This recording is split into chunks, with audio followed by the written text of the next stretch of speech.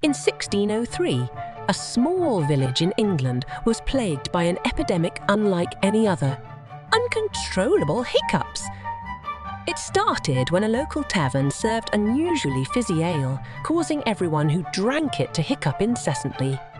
The villagers tried everything from holding their breath to drinking upside down, but nothing worked. Eventually, a clever young girl discovered the cure, scaring the hiccups away with a surprise parade of chickens wearing hats.